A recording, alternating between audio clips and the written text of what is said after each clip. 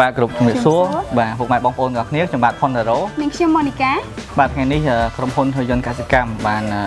សហការជាមួយនឹងក្រុមហ៊ុន BRM ដែលជារោម៉ាស៊ីនផលិតបាទស្រូវទាំងផលិតទាំងស្រូវពូជ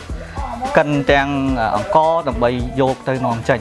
អញ្ចឹងដើម្បីបានគុណភាពស្រូវអង្ករដែលបានផលិតចេញហើយមានគុណភាពទៅតាមស្តង់ដារបាទអញ្ចឹងពីថាតាមស្តង់ដារគឺយើងនាំចេញទៅខាងអឺរ៉ុបហ្នឹងគឺគេទាមទារនៅស្តង់ដារគុណភាពមិនមានជាតិពុលមិនមានថ្នាំហាមឃាត់បាទអញ្ចឹងក្រុមហ៊ុន BRM ដូចជារោងម៉ាស៊ីន BRM គាត់បានជ្រើសរើសសហការជាមួយនឹងក្រុមហ៊ុនហុយន្តកសិកម្មហើយថ្ងៃនេះដែរ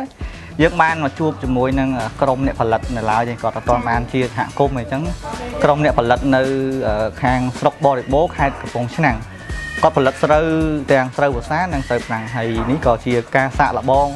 មានន័យថាការសាកល្បងរបស់គាត់20ហិកតាហ្នឹងគឺទទួលបានលទ្ធផលហើយអញ្ចឹងបានគាត់សហការ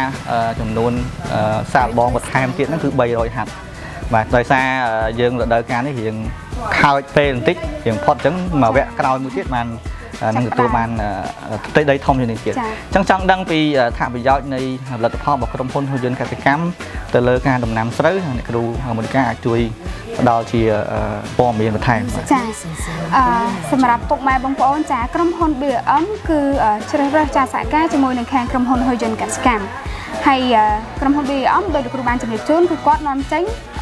បាទប្រភេទស្រូវអង្ករបាទចានាំចេញទៅក្រៅប្រទេសចាហើយសមស្របជាមួយនឹងខាងក្រុមហ៊ុនហុយន្តកសិកម្មគឺយើងផលិតនិងចែកចាយប្រភេទជីធម្មជាតិស្រីរៀងចាដែលមានគុណភាពខ្ពស់ទៅលើដំណាំចាបើតេតងជាមួយនឹងដំណាំស្រូវចាជួយផ្ដល់សារធាតុចិញ្ចឹមបានយូរកែប្រែដីរបស់យើងឲ្យកាន់តែផុសធូរដោយសារតេតងជាមួយនឹងដំណាំស្រូវដោយបងប្អូនយើងដឹងស្រាប់ហើយពីមួយឆ្នាំទៅមួយឆ្នាំយើងប្រើប្រាស់ប្រភេទសារធាតុគីមីច្រើនលើសកម្រិតចាអញ្ចឹងប្រភេទធម្មជាតិសេរីនេះជួយកែប្រែដីឲ្យផុសធូរបង្កើតជីវៈចម្រុះនៅក្នុងដីជួយឲ្យដីល្អឡើងវិញជួយឲ្យដំណាំលូតលាស់ល្អចាបែកគុំស្អាតទិន្នផលមិនលើសគេពេកហើយក៏មិនក្រោមគេពេកដែរហើយជាពិសេសនោះទៀតចាតកតងជាមួយនឹងខាងសហគមន៍ BRM ដែលគាត់សហការជាមួយនឹងខាងក្រុមហ៊ុនហុយន្តកសិកម្មគឺគាត់នាំចេញស្រូវអង្ករដោយសារតែជីធម្មជាតិខាងយើងគឺជាប្រភេទជីចាដែលសមស្របទៅតាមបទដ្ឋានបច្ចេកទេសចាពុកម៉ែបងប្អូនដែលក៏ប្រើប្រាស់ជាមួយនឹងប្រភេទជីធម្មជាតិស្របទៅតាមបទដ្ឋានភូតគាមអនាម័យនៃក្រសួងកសិកម្មរុក្ខាប្រមាញ់និងនេសាទបាទសំខាន់ជាងគេបំផុតហ្នឹងគឺការសហការជាមួយនឹងក្រុមហ៊ុនហុយន្តកសិកម្មយើងមានលោកគ្រូបច្ចេកទេសដូចជាក្រុមការងារបច្ចេកទេសចុះជួបផ្ទាល់ជាមួយនឹងក្រុមអ្នកផលិតផ្ទាល់តែម្ដងហើយក៏